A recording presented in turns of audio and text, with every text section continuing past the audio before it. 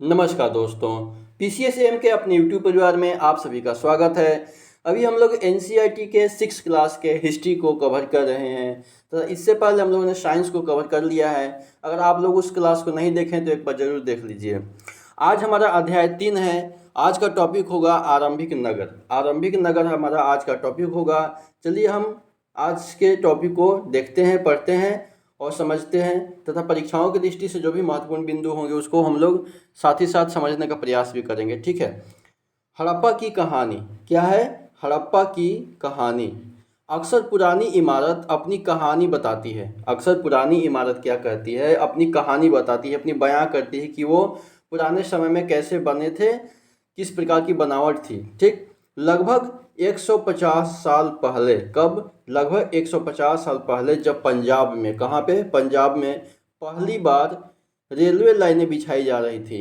लगभग 150 साल पहले जब पंजाब में पहली बार क्या हो रही थी? रेलवे लाइन बिछाई जा रही थी। तो इस काम में जुटे इंजीनियरों को अचानक हड़प्पापुरा स्थल मिला। क्या मिला? हड़प्पापुरा स्थल मिला। जब रेल की पटरी बिछाई जा रही थी तो वहाँ पे जो इंजीनियर काम कर रहे थे तो उनको क्या मिला था? अचानक हड़प्पा के पूरा स्थल मिले थे, कुछ अवशेष मिले थे जो आधुनिक पाकिस्तान में है। अभी हड़प्पा कहाँ है? हड़प्पा हड़प्पा स्थल किस जगह पे है? तो हड़प्पा पाकिस्तान में है। ठीक है। उन्होंने सोचा कि यह एक ऐसा खंडहर है जहाँ से अच्छी ईंटें मिलेंगी। यह एक ऐसा खंडहर है जहाँ से क्या मिलेंगी? अच्छी ईंटें मिलेंगी। यह सोच करके वे हड़प्पा के खंडहरों से हजारों ईंटें उखाड़ करके ले गए। यह सोच करके क्या किए वे? हड़प्पा के खंडहर जो भी थे वहाँ से 1000 ईंट जो थे, ईंट को उखाड़ करके क्या किए? वे अपने साथ ले गए, जिससे उन्होंने रेलवे लाइनें बिछाई थी। इससे कई इमारतें पूरी तरह नष्ट हो गई। ठीक है। इससे क्या हुआ था? पूरी इमारतें नष्ट हो गई थी। उसके बाद क्या हुआ? लगभग 80 साल पहले, लगभग कब? 80 साल पहले पुरातत्वविदों ने इस स्थल को ढूंढा और तब पता चला कि यह खंडहर उपमहाद्वीप के सबसे पुराने शहरों में से क्या है? एक है। चूंकि इस नगर की खोज सबसे पहले हुई थी, इसलिए बाद में मिलने वाले इस तरह के सभी पुरा स्थलों में जो भी इमारतें और चीज़ें मिली उन्हें हड़प्पा सभ्यता की इमारतें कहा गया। क्या कहा गया? हड़प्पा सभ्यता की इमारतें कहा गया। ठीक है।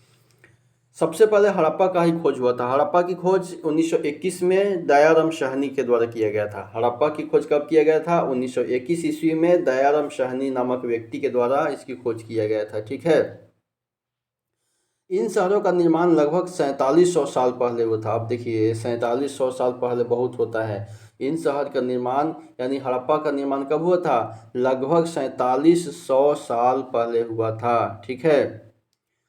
प्रायः पुरानी इमारतों को तोड़ करके उनकी जगह नए भवन बनाए जाते हैं। क्या आपको लगता है कि पुरानी इमारतों को सुरक्षित रखना चाहिए? या आप अपने विचार देख सकते हैं, सोच सकते हैं जो हमारे पूर्वजों द्वारा बनाया गया है, क्या उसको हमारे हृदय में संजोए रखना चाहिए, उसको रिपेयर करके रखना चाहिए या फिर उसके जगह पे दूसरा बनाना चाहिए? ये आप सोच सकते हैं। इन नगरों में से इन नगरों में से कई को दो या उससे ज़्यादा हिस्सों में क्या किया गया है? विभाजित किया गया है। प्रायः पश्चिमी भाग छोटा था लेकिन ऊंचाई पर बना था। पश्चिमी भाग क्या था? छोटा था लेकिन वो ऊंचाई पर बना हुआ था। और पूर्वी हिस्सा बड़ा था। पूर्वी हिस्सा क्या था? बड़ा था लेकिन वह निचले हिस्से में था। पूर्वी हिस्सा बड़ा था तो नीचे था, और छोटा हिस्सा और पश्चिमी हिस्सा छोटा था लेकिन ऊंचाई पर था। छोट जो आदमी रहेगा उसको ऐसे समझिए कि जो आदमी छोट रहता है उसको ऊंचाई पर चढ़ किसी चीज़ को देखने के लिए उसको ऊंचाई पे चढ़ने की आवश्यकता होती है। इतना सीधी सीधी समझिए कि पश्चिमी भाग छोटा था तो छोटा रहेगा तो ऊंचाई पे चढ़ के देखेगा। ठीक। और पूर्वी हिस्सा बड़ा था तो वह नीचे रहेगा, नीचे भी रह करके कुछ भी देख सकता है। चलिए ये तो हमारी समझने वाली थॉट हो गई। ऊंचाई वाले भाग को पुरातत्वविदों के ने ऊंचाई वाले भाग को पुरातत्वविदों ने नगर दुर्ग कहा था। नगर दुर्ग कहा था। ऊंचाई वाले भाग को पुरातत्वविदों ने क्या कहा था? नगर दुर्ग कहा था। और निचले हिस्से को निचला नगर कहा गया था। ठीक है। निचले हिस्से को क्या कहा गया था? निचला नगर कहा गया था। दोनों हिस्सों की चार दीवारियां पक्की ईंटों की बनाई जाती थी। इसकी ईंटें इतनी अच्छी पकी थी कि हजारों सालों बाद आज तक उनकी दीवारें खड़ी की खड़ी रह गई है। एक आजकल की ईंट बनते हैं, आजकल के घर बनते हैं, थोड़ा सा भूकंप आए तो बस ढह जाते हैं। दीवार बनाने के लिए ईंटों की चिनाई इस तरह करते थे जिससे कि दीवारें खूब मजबूत हो। ठीक है। कुछ नगरों के नगर दुर्ग में कुछ खास इमारतें बनाई गई थी। मिसाल के तौर पर मोहनजोदड़ो में खास तालाब बनाया गया था। क्या बनाया गया था? मोहनजोदड़ो में एक खास तालाब बनाया गया था, जिसे पुरातत्वविदों ने महान स्नानागार कहा है, महान अन्ना स्नानागार कहा है। ठीक है। इस तालाब को बनाने में ईंट और प्लास्टर का इस्तेमाल किया गया था। मोहनजोदड़ो का जो स्नानागार था, विशाल स्नानागार था, उसको बनाने में किसका किसका प्रयोग किया गया था? तो ईंट और प्लास्टर का इस्तेमाल किया गया था। इसमें पानी का रिसाव रोकने के लिए प्लास्टर के ऊपर चारकोल की परत चढ़ाई गई थी। पानी को रोकने के लिए प्लास्टर के ऊपर किसकी परत चढ़ाई गई थी? तो चारकोल की परत चढ़ाई गई थी। इस सरोवर में दो तरफ से उतरने के लिए क्या थी? सीढ़ियां बनाई गई थी और चारों ओर कमरे बनाए गए थे। इसमें भरने के लिए पानी जो था कुएं से निकाला जाता था और उपयोग के बाद में इसे क्या किया जाता था? खाली कर दिया जाता था। शायद यहाँ विशिष्ट नागरिक विशेष अवसरों पर क्या करते थे? स्नान किया करते थे। इस तरह से उसको बनाया गया था। कालीबंगा और लोथल जैसे अन्य नगरों में अग्निकुंड मिले हैं। कालीबंगा और लोथल से क्या मिले हैं? अग्निकुंड मिले हैं। अग्निकुंड कहाँ से मिले हैं? कालीबंगा और लोथल से। कालीबंगा किस राज्य में स्थित है? तो राजस्थान में है, वर्तमान राजस्थान में है। लोथल कहाँ पे है? लोथल गुजरात में है। ठीक है। जहाँ संभवतः यज्ञ किए जाते होंगे। ठीक है। कालीबंगा और लोथल से क्या मिले थे? अग्निकुंड मिले थे। तो अग्निकुंड मिलने से साक्ष्य ये प्राप्त होता है कि वहाँ पे क्या होंगे? यज्ञ किए जाते होंगे उस समय। हड़प्पा, मोहनजोदड़ो और लोथल जैसे कुछ नगरों में बड़े बड़े भंडार गृह मिले हैं। हड़प्पा, मोहनजोदड़ो और लोथल में क्या मिले हैं? बड़े बड़े भंडार गृह मिले हैं। भंडार गृह जहाँ पे अनाजों को रखा जाता था। यहाँ पे ये आपका भारत का नक्शा दिया हुआ है। ठीक है। यहाँ पे भारत का नक्शा दिया हुआ है। किसके बारे में कहा जा रहा है? यहाँ पे ये नगर आधुनिक पाकिस्तान के पंजाब और सिंध प्रांतों, भारत के गुजरात, राजस्थान, हरियाणा और पंजाब प्रांतों में मिले हैं। इन सभी स्थलों से पुरातत्वविदों को अनोखी वस्तुएं भी मिली, जैसे मिट्टी के लाल बर्तन मिले हैं जिस पर क्या हुए हैं? काले रंग के चित्र बने थे। पत्थर के बाट मिले हैं, मुहर मिले हैं, मनके, तांबे के उपकरण और पत्थर के लंबे ब्लेड भी मिले हुए हैं। ठीक है। यहाँ पे आपको दिया गया है, सब जगह पे दिया गया है। चहुंदड़ो दिया गया है, धौलावीरा, सुतकोतदा, लोथल, मोहनजोदड़ो, ये सब दिया हुआ है। कालीबंगा दिया हुआ है। सब आप, ये भारत का नक्शा है जो पश्चिमी हिस्सा को दर्शाता है। ठीक है। इसको देख लीजिएगा आप लोग। ये आपका मोहनजोदड़ो का महान स्नानागार था। मोहनजोदड़ो का क्या है? महान स्नानागार था। ठीक है। आगे आइए देखते हैं कि भवन, नाले और सड़क के बारे में हम लोग क्या करते हैं? देखते हैं तथा उसको समझने का प्रयास करते हैं। ठीक है। चलिए, यहाँ पे क्या है कि इन नगरों के घर आमतौर पर एक या दो मंजिले होते थे। ठीक है। इन नगरों के घर क्या होते थे? आमतौर पे एक या दो मंजिले होते थे। घर के आंगन के चारों कमरे बनाए जाते थे। अधिकांश घरों में एक अलग स्नानागार होता था। क्या होता था? अधिकांश घर में एक अलग स्नानागार होता था और कुछ घरों में कुएं भी होते थे। कई नगरों में ढके हुए नाले थे। इन्हें सावधानी से सीधी लाइन में बनाया जाता था। ठीक है। हर नाली में हल्की ढलान होती थी ताकि पानी आसानी से क्या हो सके? बह सके। अक्सर घरों की नालियों को सड़कों की नालियों से जोड़ दिया जाता था। ठीक है। ताकि घर की पानी जो है बाहर सड़क के नाले में चली जाए, जो बाद में बड़े नालों में मिल जाती थी। नालों के ढके होने के कारण इसमें जगह जगह पर मेन होल बनाए गए थे, जिनके जरिए इनकी देखभाल और सफाई की जा सके। घर, नाले और सड़कों का निर्माण योजनाबद्ध तरीके से एक साथ ही क्या होता था? एक साथ ही किया जाता था। यहाँ पर वर्णित घरों और पिछले अध्याय में वर्णित घरों में आपको क्या अंतर दिखाई देता है, उसको सोचिए। ठीक है। आगे क्या कह रहा है? आगे है कि उस समय के नगरीय जीवन कैसा था, इसके बारे में हम लोग देखते हैं। ठीक है। नगरीय जीवन उस समय का कैसा था, इसके बारे में हम लोग देखते हैं। ठीक है। यहाँ पे क्या कह रहा है कि हड़प्पा के नगरों में बड़ी हलचल रहा करती होगी। हड़प्पा के नगरों में क्या? बड़ी हलचल रहा करती होगी। यहाँ पर ऐसे लोग रहते होंगे जो नगर की खास इमारतें बनाने की योजना में जुटे रहते होंगे। ये संभवतः यहाँ के शासक थे। यह भी संभव है कि ये शासक लोगों को भेज करके दूर दूर से धातु, बहुमूल्य पत्थर तथा अन्य उपयोगी चीज़ें क्या करते होंगे? मंगवाते थे। शायद शासक लोग खूबसूरत मनकों तथा सोने चांदी से बने आभूषणों जैसी कीमती चीज़ों को अपने पास रखते होंगे। इन नगरों में लिपिक भी होते थे, इन नगरों में क्या होते थे, लिपिक भी होते थे, जो मोहरों पर लिखते ही थे, और शायद अन्य चीज़ों पर भी क्या लिखते होंगे जो बच नहीं पाए हैं। इसके अलावा नगरों में क्या थे, इसके अलावा नगरों में शिल्पकार स्त्री पुरुष भी रहते थे। इसके अलावा नगरों में कौन कौन रहते थे, शिल्पकार स्त्री पुरुष भी रहते थे, स्त्री और पुरुष दोनों शिल्पकार होते थे उस समय, ठीक है, जो अपने घरों या किसी उद्योग स्थल पर तरह तरह की चीज़ें बनाते होंगे। लोग लंबी यात्राएं भी करते थे, एक जगह से दूसरी जगह पर यात्रा करते थे उस समय, और वहाँ से उपयोगी वस्तुएं लाते थे, और साथ ही लाते थे सुदूर देशों की किस्से कहानियाँ भी लेकर के आते थे। सामान तो लाते ही थे, तथा दूसरे देश से क्या लाते थे, किस्से और कहानियाँ भी लेकर आते थे। मिट्टी से बने कई खिलौने भी मिले हैं जिनसे बच्चे खेलते होंगे, ठीक है। ये आपका सबसे ऊपर मोहनजोदड़ो की एक सड़क और उसमें बना नाला है, और एक कुआं है, ये आपका मोहनजोदड़ो में बना हुआ ये नाला है, ठीक है, और नीचे की कुआं दिखाई दे रहा है। आइए आगे देखते हैं नगर और नए शिल्प के बारे में। नगर और नए शिल्प के बारे में देखते हैं कि आओ अब कुछ ऐसी चीज़ों के बारे में अध्ययन करें जो हड़प्पा के नगरों से प्राप्त हुई है। पुरातत्वविदों को जो चीज़ें वहां मिली है उनमें अधिकतर पत्थर, शंख, तांबे, कांसे, सोने और चांदी जैसी धातुएं से बनाई गई थी, ठीक है। पुरातत्वविदों को क्या क्या मिले हैं, जो भी सामान मिले हैं, जो भी वस्तुएं मिले हैं, उसमें अधिकांशतः क्या है, पत्थर, शंख, तांबे, कांसे, सोने और चांदी जैसी धातुएं बनाई गई थी। तांबे और कांसे से औजार बनाए गए थे। तांबे और कांसे से क्या बनाए जाते थे, उस समय औजार बनाए जाते थे। हथियार, गहने और बर्तन भी बनाए जाते थे। सोने और चांदी से गहने और बर्तन बनाए जाते थे। यहाँ मिली सबसे आकर्षक वस्तुओं में मनके, बाट और फलक है। यहाँ मिली सबसे आकर्षक वस्तुओं में क्या क्या है, मनके, बाट और फलक है। मनके, बाट और फलक है। मनके, बाट और फलक है। यहाँ पे देखिए ऊपर पत्थर के बाट, देखो ये बाट दिया हुआ है, कितने ध्यान से और उपयुक्त तरीके से इन बाटों को बनाया गया है। इन्हें चट पत्थर से बनाया गया था। इन्हें शायद बहुमूल्य पत्थर और धातुओं के तौलने के लिए बनाया गया होगा, ठीक है।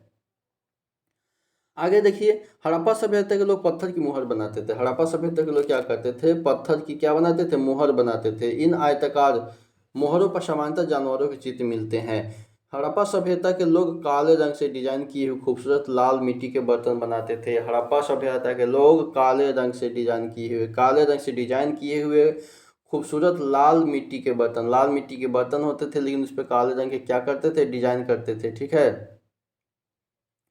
अब आइए, संभवतः 7,000 साल पहले संभवतः 7,000 साल पहले मेहरगढ़ में कपास की खेती होता था। 7,000 साल पहले मेहरगढ़ में किसकी खेती होती थी, कपास की खेती होती थी, ठीक है।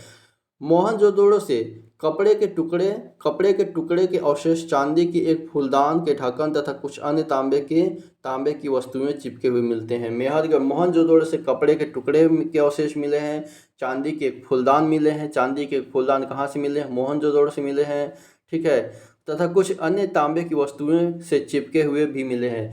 पक्की मिट्टी तथा फेयंस से बनी तकलियाँ सूत कटाई का संकेत भी देती है। पक्की मिट्टी तथा फेयंस से बनी तकलियाँ किसका संकेत देती है, सूत कटाई का संकेत देती है। इनमें से अधिकांश वस्तुओं का निर्माण विशेषज्ञों ने किया था। कौन किया था, विशेषज्ञों ने किया था। विशेषज्ञ उसे कहते हैं जो किसी खास चीज़ को बनाने के लिए खास प्रशिक्षण लेता है, जिसमें उसको एकदम परिपूर्ण ज्ञान हो। पत्थर तराशना, मनके चमकाना या फिर मोहरों का पच्चीकारी करना, ठीक है, आदि जो होता है, ये सब आदि पृष्ठ जो है 28 पर चित्र देखो कि मूर्ति का चेहरा कितने आकर्षक ढंग से बनाया गया है, उसकी दाढ़ी कितनी अच्छी तरह दर्शाई गई है। यह किसी विशेष मूर्तिकार का ही काम क्या हो सकता है, विशेष मूर्तिकार का काम हो सकता है। ये रहा आपका चित्र, ठीक है।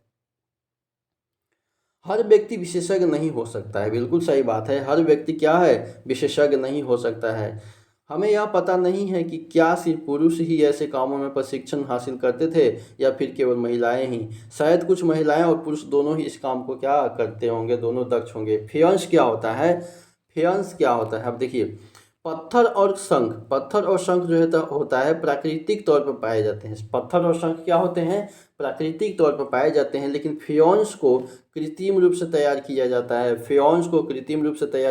है। बालू या स्फटिक पत्थरों के चूर्ण को गोंद में मिला करके, बालू या स्फटिक पत्थरों के चूर्ण को किस में मिला करके, गोंद में मिला करके, बालू या स्फटिक पत्थर के चूर्ण को गोंद में मिला करके उनसे वस्तुएं बनाई जाती थी, उसके बाद उन वस्तुओं पर एक चिकनी परत चढ़ाई जाती थी। इस चिकनी परत के रंग प्रायः नीले या हल्के समुद्री होते थे। फ्योन्स से मनके, चूड़ियाँ, बालें और छोटे बर्तन बनाए जाते थे। फ्योन्स के बारे में समझ गए आप लोग, फ्योन्स किसे कृत्रिम तरीके से बनाए जाते थे। ठीक है, आगे ये देखते हैं हम लोग कच्चे माल की खोज। कच्चे माल की खोज क्या है? ठीक है, कच्चा माल उन पदार्थों को कहते हैं जो या तो प्राकृतिक रूप से मिलते हैं या फिर किसान या पशुपालक उनका उत्पादन करते हैं। जैसे लकड़ी या धातुओं के अयस्क प्राकृतिक रूप से उपलब्ध कच्चा माल है। ठीक है, लकड़ी या धातु के अयस्क जो होता है क्या है? प्राकृतिक रूप से उपलब्ध कच्चा माल होता है जो प्राकृतिक तरीका से पाया जाता है। इनमें फिर कई तरह की चीज़ें बनाई जाती है। मिसाल के तौर पर किसानों द्वारा पैदा किए गए कपास को कच्चा माल कहते हैं। किसानों द्वारा पैदा किए गए कपास को क्या कहते हैं? कच्चा माल कहते हैं, जिसके बाद में कताई बुनाई करके कपड़ा तैयार किया जाता है। हड़प्पा में लोगों को कई चीज़ें वहाँ मिलती थी, लेकिन तांबा, लोहा, सोना, चांदी और बहुमूल्य पत्थर जैसे पदार्थों का वे दूर दूर से आयात करते थे। ठीक है, आगे देखते हैं कि हड़प्पा के लोग तांबे का आयात संभवतः आज के राजस्थान से करते थे। हड़प्पा के लोग तांबे का आयात संभवतः आज के जो राजस्थान है वहाँ से करते थे। यहाँ तक कि पश्चिम एशियाई देश ओमान से भी तांबे का आयात किया जाता था। ओमान से भी क्या किया जाता था? तांबे का आयात किया जाता था। ठीक है, कांसा बनाने के लिए तांबे के साथ मिलाई जाने वाली धातु टिन का आयात, कांसा बनाने के लिए तांबे के साथ मिलाई जाने वाली धातु टिन यानी कि कांसा किसका बना होता है? तांबा प्लस टिन, तांबा प्लस टिन, तांबा प्लस टिन, तांबा प्लस टिन का मिला करके कांसा बनता है। ठीक है, टिन का आयात आधुनिक ईरान और अफगानिस्तान से भी किया जाता था। ठीक है, टिन का आयात कहाँ से किया जाता था? आधुनिक ईरान और अफगानिस्तान से भी किया जाता था। सोने का आयात आधुनिक कर्नाटक और बहुमूल्य पत्थर का आयात गुजरात, ईरान और अफगानिस्तान से किया जाता था। ठीक है, सोने का आयात कहाँ से? कर्नाटक, और बहुमूल्य पत्थर का आयात गुजरात, ईरान और अफगानिस्तान से किया जाता था। ठीक है, चीज़ों को एक यहाँ पे देखिए क्या दिया हुआ है कि चीज़ों को एक जगह से दूसरी जगह कैसे ले जाते थे, ये तो चित्र दिखाया है। चलिए आगे देखते हैं हम लोग कि नगरों में रहने वालों के लिए भोजन, नगरों में जो रहते थे उनके लिए भोजन कैसा होता था उसके बारे में हम लोग जानने का प्रयास करते हैं। लोग नगरों के अलावा गाँव में भी रहते थे। वे अनाज उगाते थे और जानवर पालते भी थे। किसान और चरवाहे ही शहरों में रहने वाले शासकों, लेखकों और दस्तकारों के खाने के सामान देते थे। पौधों के अवशेषों से पता चलता है कि हड़प्पा के लोग गेहूं, जौ, दाल, मटर, धान, तिल और सरसों उगाते थे। ठीक है, जमीन की जुताई के लिए हल का प्रयोग एक नई बात थी। ठीक है, हड़प्पा काल के हल तो नहीं बच पाए हैं क्योंकि ये प्रायः लकड़ी से बनाए जाते थे, लेकिन हल के आकार के खिलौने मिले हैं। इस क्षेत्र में बारिश कम होती थी, इसलिए सिंचाई के लिए लोगों ने कुछ तरीके अपनाए होंगे। संभवतः पानी का संचय किया जाता होगा और फिर ज़रूरत पड़ने पर उससे फसलों की क्या सिंचाई की जाती होगी। हड़प्पा के लोग गाय, भैंस, भेड़ और बकरियां पालते थे। बस्तियों के आसपास तालाब और चारागाह होते थे, लेकिन सूखे महीनों में मवेशियों के झुंडों को चारा पानी की तलाश में क्या करना होता था? दूर दूर तक जाना होता था। ठीक है, वे बेर जैसे फलों को इकट्ठा करते थे। उस समय बेर था फल के रूप में। मछलियाँ पकड़ते थे और हिरन और जानवरों का शिकार भी किया करते थे। ठीक है, आगे देखते हैं हम लोग गुजरात में क्या है? हड़प्पा कालीन नगर का सूक्ष्म निरीक्षण करते हैं। गुजरात में हड़प्पा कालीन नगर जो था उसका सूक्ष्म क्या करते हैं? निरीक्षण करते हैं। कच्छ के इलाके में खदीर बेट के किनारे, कच्छ के इलाके में, कच्छ कहाँ है? गुजरात में है कच्छ। कच्छ के रण से लूनी नदी एकमात्र नदी है जो निकलती है और कच्छ के रण में विलुप्त हो जाती है। तो कच्छ के इलाके में खदीर बेट के किनारे धौलावीरा नगर बसा था। धौलावीरा कहाँ है? गुजरात में है। वहाँ साफ पानी मिलता था और ज़मीन उपजाऊ थी। जहाँ हड़प्पा सभ्यता के कई नगर 2 भागों में विभक्त थे, वहीं धौलावीरा नगर को 3 भागों में बांटा गया था। इसके हर हिस्से के चारों ओर पत्थर की ऊंची ऊंची दीवार बनाई गई थी। इसके अंदर जाने के लिए बड़े बड़े प्रवेश द्वार थे। इस नगर में एक खुला मैदान भी था जहां सार्वजनिक कार्यक्रम क्या करते थे? आयोजित किया करते थे। यहाँ मिले कुछ अवशेषों में हड़प्पा लिपि के बड़े बड़े अक्षरों को पत्थरों में खुदा पाया गया है। इन अभिलेखों को संभवतः लकड़ी में जड़ा गया था। ठीक है, यह एक अनोखा अवशेष है क्योंकि आमतौर पर हड़प्पा के लेख मोहर जैसा छोटी वस्तुओं पर पाए जाते थे। गुजरात की खंभात की खाड़ी में मिलने वाली साबरमती की एक उपनदी के किनारे बसा लोथल, ठीक है, गुजरात की खंभात की खाड़ी में मिलने वाली साबरमती की एक उपनदी के किनारे बसा लोथल। लोथल कहाँ है? लोथल गुजरात में है। जो किस नदी के किनारे बसा हुआ है? लोथल भोगवा नदी के किनारे बसा हुआ है। याद रखिएगा, परीक्षा में पूछा जाता है। लोथल किस नदी के किनारे? तो भोगवा नदी के किनारे बसा हुआ, जो कि साबरमती की एक सहायक नदी है। ठीक है, जो कहाँ गिरती है? खंभात की खाड़ी में गिरती है। ठीक है, जहाँ कीमती पत्थर जैसा कच्चा माल आसानी से मिल जाता था। यह पत्थरों, शंखों और धातुओं से बनाई गई चीज़ों का एक महत्वपूर्ण केंद्र था। इस नगर में एक भंडार गृह भी थे। इस भंडार गृह से कई मुहरे और मुद्रांकन या मुहरबंदी गीली मिट्टी पर दबाने से बनी उनकी छाप मिले हुए हैं। ठीक है, लोथल बंदरगाह, यह बड़ा तालाब लोथल का बंदरगाह रहा होगा, जहां समुद्र के रास्ते आने वाली नावें रुकती थी। संभवतः यहां पर माल चढ़ाया या उतारा जाता था। ये रहा। ठीक है, आगे क्या है कि यहाँ पर एक इमारत मिली है। ठीक है, यहाँ पे क्या मिली है? एक इमारत मिलती है जहाँ संभवतः मनके बनाने का काम होता था। ठीक है, पत्थर के टुकड़े, अधबने मनके बनाने वाले उपकरण और तैयार मनके भी यहाँ मिले हैं। कहाँ मिले हैं? ये सब मनके बनाने वाले कहाँ मिले हैं? गुजरात के हड़प्पा कालीन जो था वहाँ पे मिले हुए हैं। ठीक है, धौलावीरा में मिले हुए हैं मनके बनाने के कारखाने। आगे देखते हैं कि मुद्रा, मोहर और मुद्रांकन या मोहरबंदी के बारे में देखते हैं। तीनों एक ही नाम है।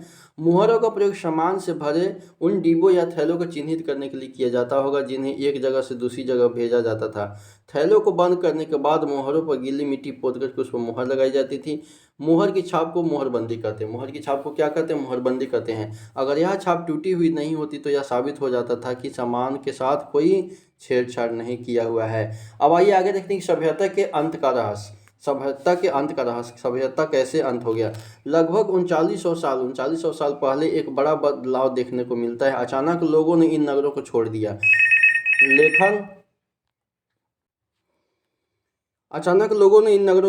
लेखन, मुहर और बाटों का प्रयोग बंद हो गया। दूर दूर से कच्चे माल का आयात काफ़ी कम हो गया। मोहनजोदड़ो में सड़कों पर कचरे के ढेर बनने लगे। जल निकास प्रणाली नष्ट हो गई और सड़कों पर क्या हुआ? झुग्गी नुमा घर बनाए जाने लगे। ठीक है, अब जो पहले बनाया हुआ था उसको लोग उसका कोई देखभाल नहीं किया। ठीक है, इस प्रकार उसका विनाश होने लगा।